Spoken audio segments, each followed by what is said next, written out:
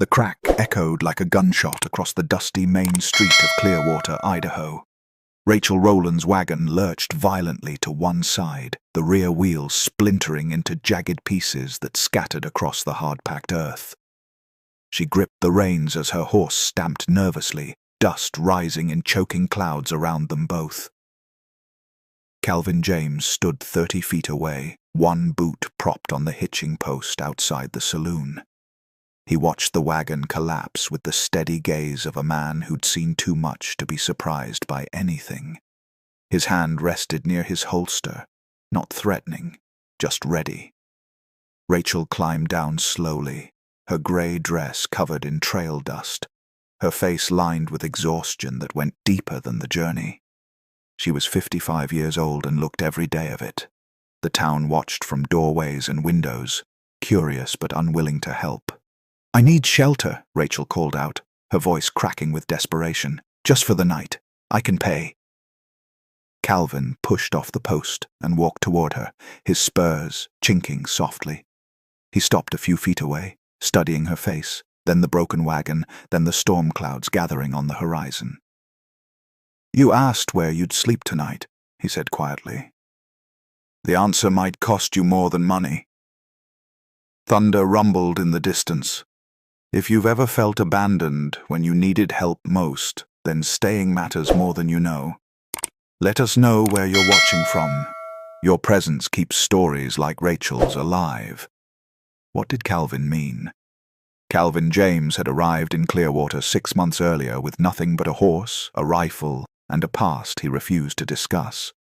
The townsfolk whispered that he'd ridden with outlaws down in Wyoming, that he'd killed 3 men in a single night, that he was running from something darker than the law. None of it was entirely true. None of it was entirely false. He'd taken work at the livery stable, breaking horses that other men couldn't handle. He slept in the hayloft, ate alone and spoke only when necessary. Women tried to catch his eye. He looked through them like glass. Men tried to provoke him. He walked away every time. Until the day he couldn't. 2 weeks before Rachel's arrival, a drunk ranch hand had cornered a young woman behind the general store. Calvin had intervened with 3 precise movements: a twist of the wrist, a knee to the gut, and the drunk face down in the dirt before he could draw breath to scream. Sheriff Dalton had watched from across the street. He hadn't arrested Calvin, but his eyes had narrowed with recognition, as if he'd just confirmed something he'd suspected all along. Now, as Calvin stood before Rachel's broken wagon, he felt that same weight of scrutiny. The sheriff was watching from his office window, fingers drumming against the glass.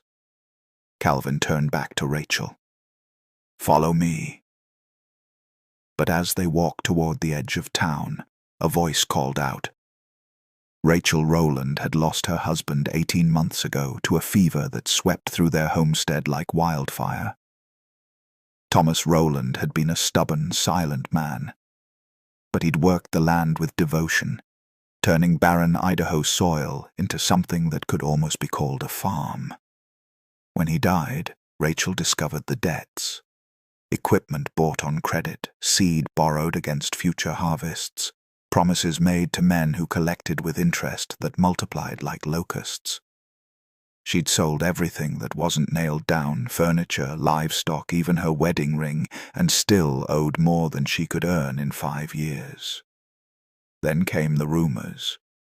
A prospector passing through had spent one night drunk at her barn, sheltering from a storm.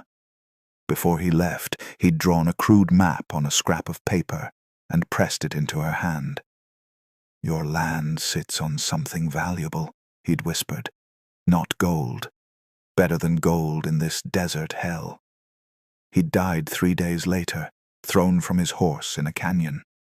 The map showed a marker somewhere on Rachel's property, an X scratched near the base of what looked like a distinctive rock formation. She'd searched for weeks, found nothing, and eventually dismissed it as the ramblings of a dying man. But others had heard the rumor too. Marcus Krell, a land speculator from Boise, had offered to buy her property at a fraction of its value. When she refused, men began appearing at odd hours, watching from the tree line, testing her fences. Now she stood in Clearwater with a broken wagon and nowhere to go. Calvin gestured toward a small cabin at the edge of town. "You can stay."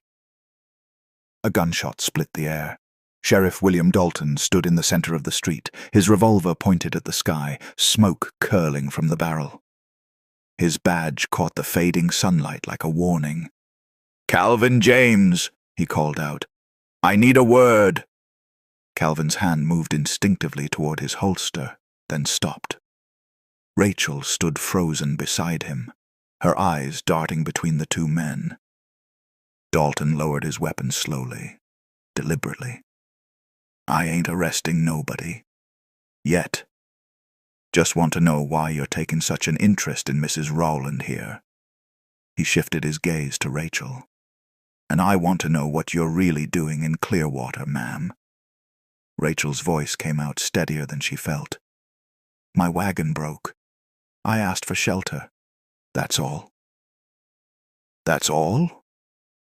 Dalton walked closer, his boots crunching on the broken wheel fragments. "Funny thing.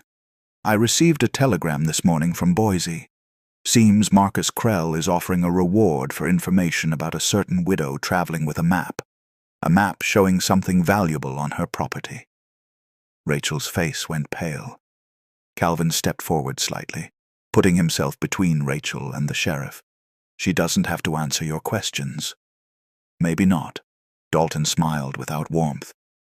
"But those men riding into town right now, they might not be as patient as I am."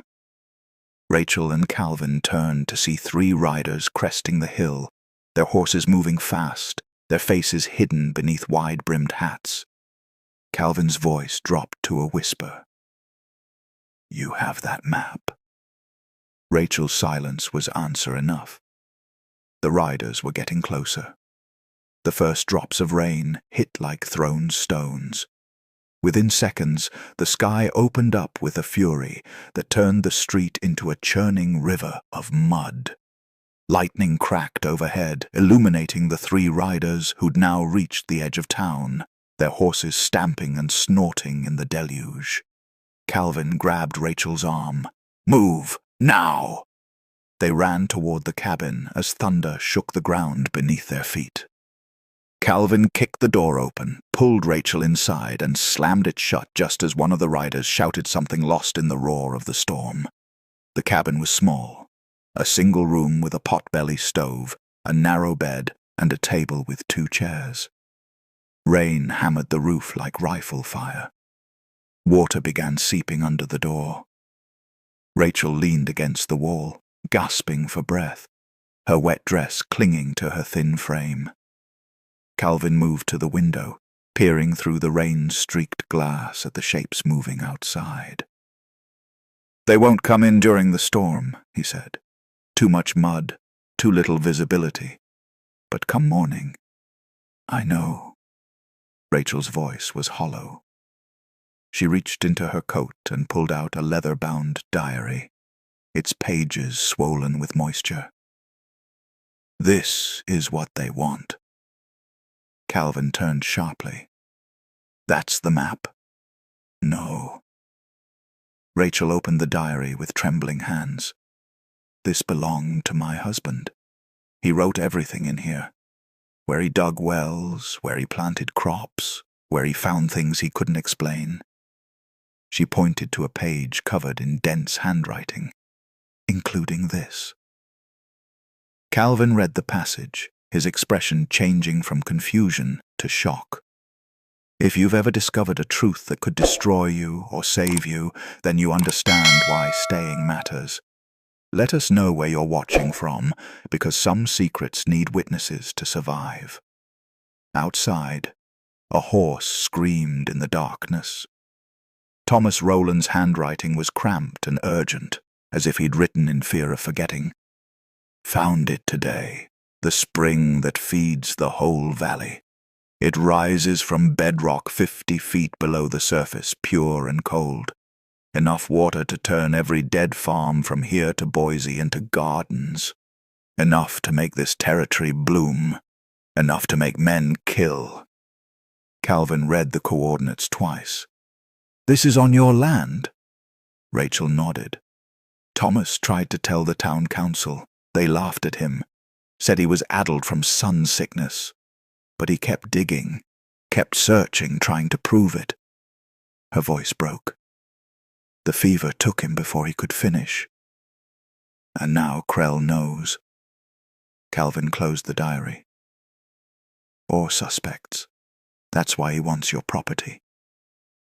Not just him. Rachel moved to the window. Through the rain she could see lights moving. More riders arriving. More men drawn by rumors of water in a land where water meant power. Calvin, I need to know something. He turned to face her. That night in Wyoming, she said quietly. The one you won't talk about. Were you running from the law? Or from yourself? The question hung in the air like smoke. Calvin's jaw tightened. Both. Lightning flashed, and in that brief moment of illumination, Rachel saw something in his face. Not just haunting, but recognition. He understood what it meant to carry a secret that could drown you. I killed a man, Calvin said softly. He was a rancher stealing water from homesteaders, damming up streams, letting families die of thirst while his cattle drank their fill. I shot him in front of his men. Nobody arrested me because nobody wanted to. But his family hired hunters. You're still running. Every day. Thunder crashed directly overhead, and the door exploded inward. Sheriff Dalton stood in the doorway, rain streaming from his hat, his revolver drawn, but pointed at the floor. Behind him, the three riders waited on horseback, their faces still hidden. I'm sorry, Calvin, Dalton said, and the regret in his voice sounded genuine. But Marcus Krell owns this town's debt same as he owns everyone else's. He sent word. I bring him Rachel Rowland and that diary, or he calls in every loan from here to Boise. This town dies. Calvin's hand hovered near his holster. You're better than this. Maybe I was. Dalton stepped inside, water pooling around his boots. But better doesn't feed my children. Mrs. Rowland, I'll need that diary. Rachel clutched it to her chest. It's not just water, she said desperately. It's survival for everyone. If Krell controls the spring, he controls the entire territory. He'll sell water at prices that destroy families.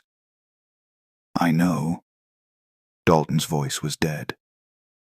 But if I don't give it to him, he destroys this family first. Mine. He gestured to the riders. These men work for Krell. They're here to make sure I follow through. One of the riders dismounted and pushed into the cabin. He pulled back his hat, revealing a face Calvin recognized. Jake Morrison, a bounty hunter from Wyoming. The man who'd been tracking him for 18 months. Morrison smiled. Hello, Calvin. Funny meeting you here. Calvin went still. This isn't about me. It is now. Morrison's hand rested on his gun. I take you back to Wyoming, collect my bounty. Dalton takes the diary, saves his town. Everybody wins. His smile widened. Except you two. The second rider appeared in the doorway. Rachel gasped. It was Marcus Krell himself. Marcus Krell was a small man with expensive clothes and eyes like frozen coins.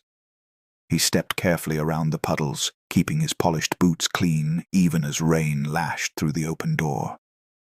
Mrs. Rowland, he said pleasantly, we keep meeting under unfortunate circumstances. You followed me, Rachel's voice shook with fury. You've been hunting me since I left the farm. Protecting my investment. Krell gestured to Morrison. Mr. Morrison here was already tracking Calvin for other reasons. When I learned you two had connected, it seemed providential. 2 problems, 1 solution. He held out his hand. The diary, please. Calvin shifted his weight, calculating distances. Morrison's gun was drawn. Dalton's was still lowered but ready. The third rider remained outside, blocking any escape through the door. You can't sell water, Rachel said. It belongs to the land, to everyone who needs it. Water belongs to whoever controls it.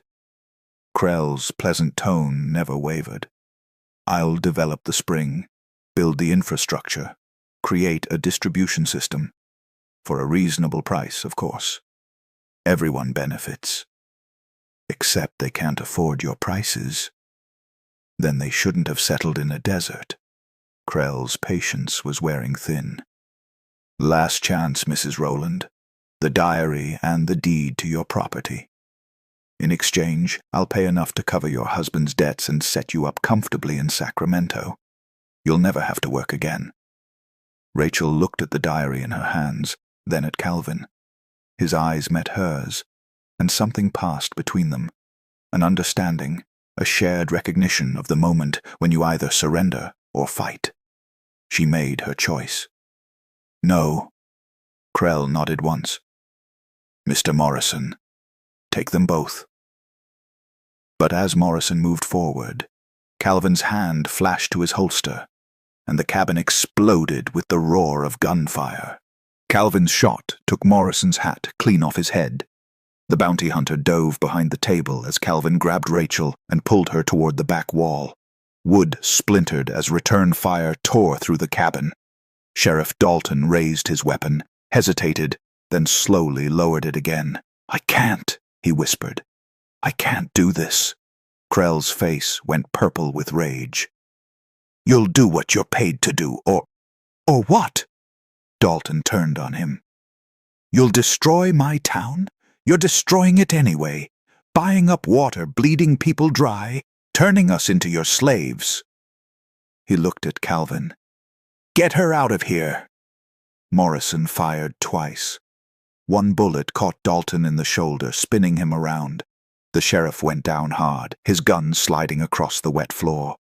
The third rider burst through the door, and Calvin fired again, forcing him back into the rain. Rachel threw the potbelly stove's door open and shoved the diary inside, into the dying embers. No!